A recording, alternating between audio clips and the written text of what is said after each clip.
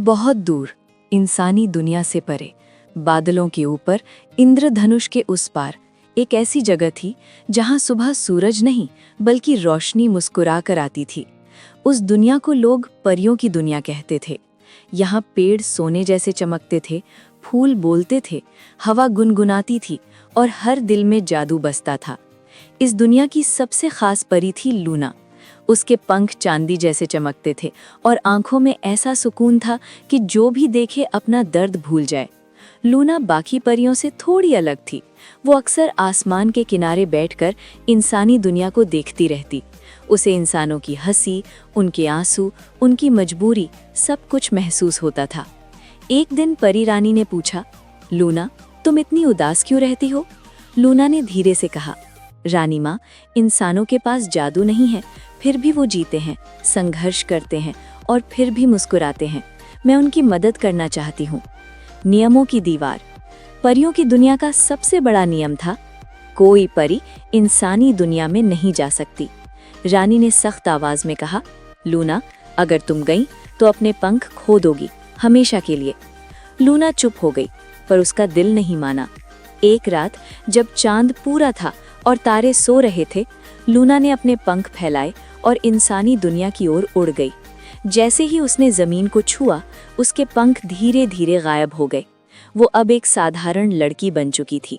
Luna की मुलाकात एक छोटी बच्ची से हुई, आर्या।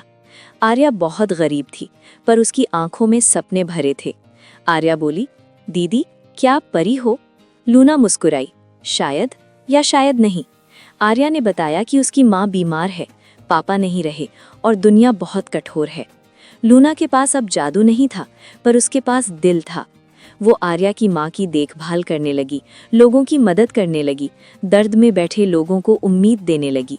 धीरे धीरे लोग कहने लगे कि ये लड़की कोई आम इंसान नहीं है। एक दिन जब आर्या की माँ ने आखिरी सांस ली, तो लूना रोते रोते बोली, अगर मेरा जादू वापस आ सकता है तो इसे बचा लो। तभी आसमान चमका, हवा रुकी और एक आवाज आई। लूना के पंख वापस आ गए और आर्या की माँ की सांसें चल पड़ी। परी रानी खुद धरती पर आई। उन्होंने कहा, लूना, तुमने नियम तो तोड़ा, पर सबसे बड़ा सबक सिखाया। आज से इंसानों की मदद करना नियम के खिलाफ नहीं, बल्कि परियों का कर्तव्य है। लूना वापस परियों की दुनिया चली गई, पर उसका दिल अब भी इंसानी दुनिया की धड़कनों से जुड़ा हुआ था। उसकी आंखों में अब पहले जैसी चमक नहीं थी, क्योंकि उसने इंसानों का दर्द देख लिया था, और जो दर्द देख ले वो कभी पहले जैसा नहीं रह पाता। एक दिन परियों की सभा बुलाई गई। आसमान के महल में हजारों परियां इकट्ठा थीं। परी रानी बोली, लूना की वजह से हमें एक सच्चाई समझ आई है। इंसानों की दुनिया अंधेरे में है और हम सिर्फ रोशनी देखते रहे। सभा में सन्नाटा छा गया। फिर रानी ने कहा, आज से कुछ परियां इंसानी दुनिया की रक्षा करेंगी, बिना दिखे, बिना नाम के। और उस टोली की अगवा बनी लूना। अब परियां धरती पर आने लगी, लेकिन इस बार वो दिखाई नहीं देती थी। कभी वो हवा बनकर किसी रोते बच्चे को सुला देती, कभी उम्मीद बनकर टूटे इंसान को सहारा देती। पर इंसानी दुनिया में हर रोशनी के साथ एक अंधेरा भी जाग रहा था। अंधकार का राजा मोरख इंसानों के डर, लालच और नफरत से एक काली शक्ति जन्म ले चुकी थी। उसका नाम था मोरख। वो परियों की रोशनी से नफरत करता था। जहां उम्मीद पैदा होती, वहां वो निराशा बो देता। धीरे धीरे लोगों के दिल भारी होने लगे, खुशियां कम होने लगी। लूना को महसूस हुआ, कुछ गलत हो रहा है। एक रात वो मोरख के सामने खड़ी थी। मोरख हंसा, तुम परियां क्या कर लोगी? इंसान खुद मेरा रास्ता बनाते हैं। लूना बोली, शायद, पर जब तक एक भी दिल उम्मीद रखता है, तुम जीत नहीं सकते।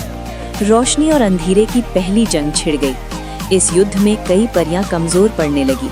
लूना ने देखा, इंसानी बच्चे डर से कांप रहे हैं। उसने अपना सारा जादू एक कवच में बदल दिया और बच्चों के चारों ओर फैला दिया।